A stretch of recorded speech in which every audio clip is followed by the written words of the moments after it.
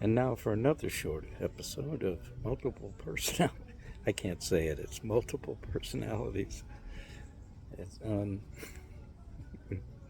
here in the courtyard of the LBJ building. It's nice here, and the weather, as I mentioned in my previous piece a few minutes ago, is very nice. That's how it's helpful to have good weather. Brings out the better angel of our human nature in general. But the big subject on my mind lately is freedom. What does it mean? Who has it? And where are they keeping it? Since it's truly in question here, as we devolve into our regular way of doing things, which is to have a iron-fisted type on top, maybe, or, but a single ruler, which is where we're going here. And then the idea of freedom becomes even more important.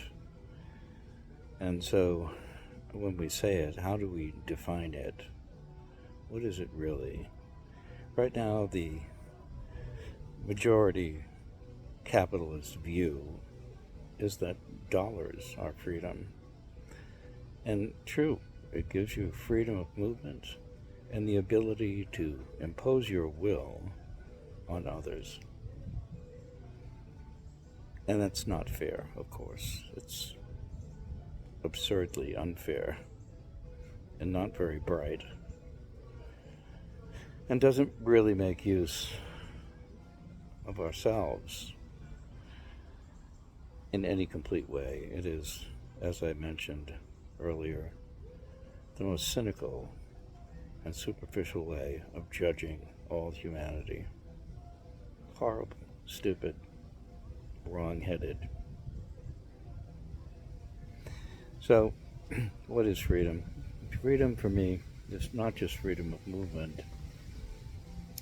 but it means freedom to be able to be the best version of myself, as I've mentioned. And that is a real thing.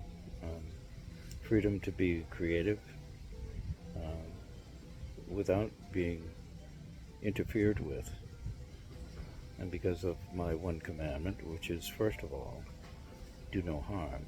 That is what the doctors have in the Hippocratic Oath. First of all, do no harm. And so therefore, that is my one commandment, and living up to that, I mostly, especially at my age, about to turn 75, is being left alone.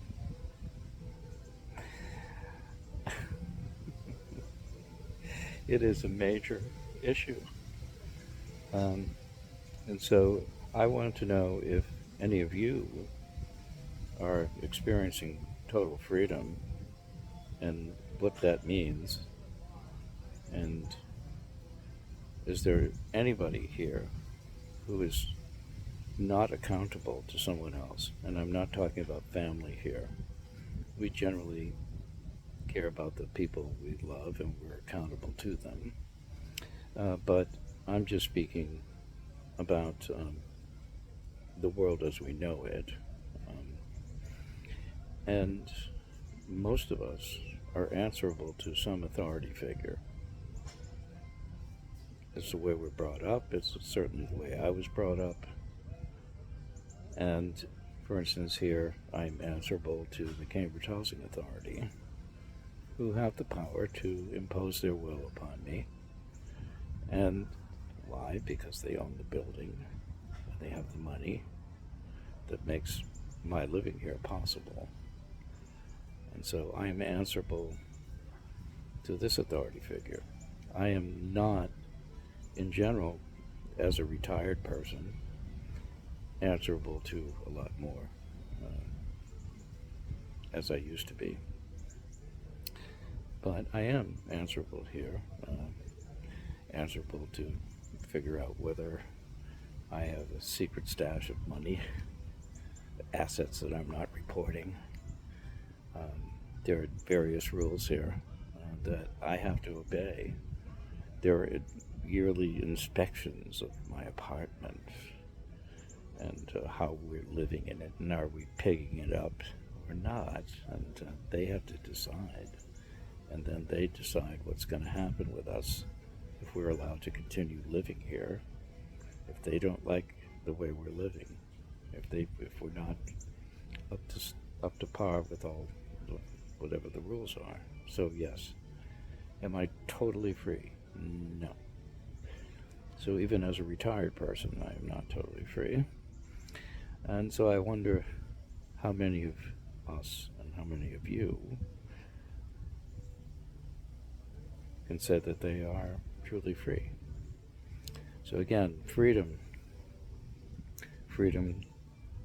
to have the resources that we need to live without caveats, without a hidden agenda, without manipulation.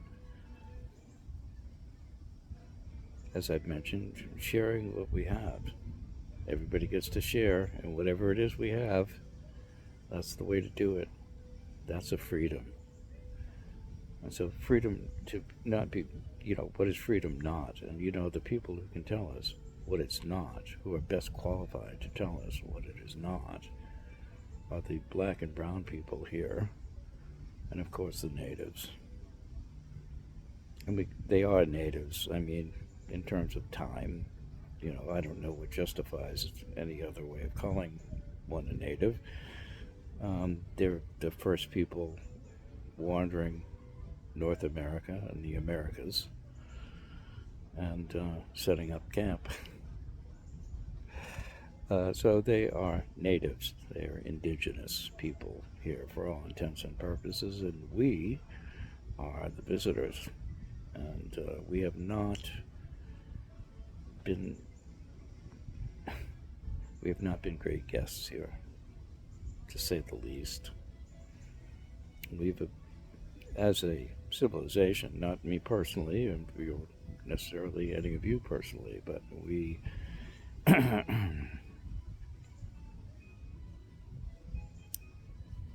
have taken advantage of everybody and everything across the planet as an empire, and this is what empires do. And empires always have enemies, and empires always have to fight with somebody. And so the black and brown people here, and all through the ranks,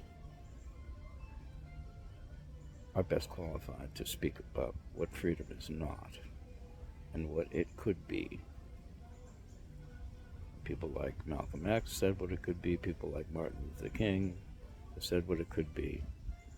Others. These people are amongst our best and brightest and most caring, in spite of the torture that they've endured. So, what is freedom? Freedom is being free of violence, free of coercion, free of gaslighting, which we have a lot of these days. Freedom to love.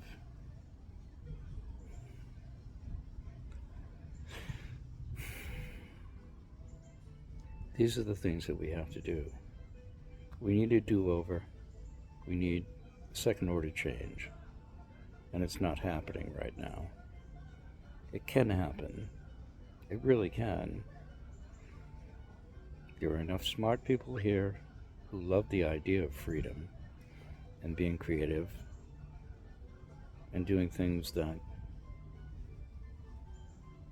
are useful. We can do that. Old and young together, working together with all the tools that we've created through our tech. We can make this place, this earth, a paradise, as it should be. Yes, it has many issues. We are floating through space. This is a spaceship, as Bucky Fuller told us, Spaceship Earth. And yes, there are lots of things to consider in the cosmos. Let's do that. Let's consider the cosmos. Let's consider all of us. And let's consider love in all of its meanings, not just the word, but a thing that must be done, as Jackson Browne once said. So meanwhile, much love. Take care.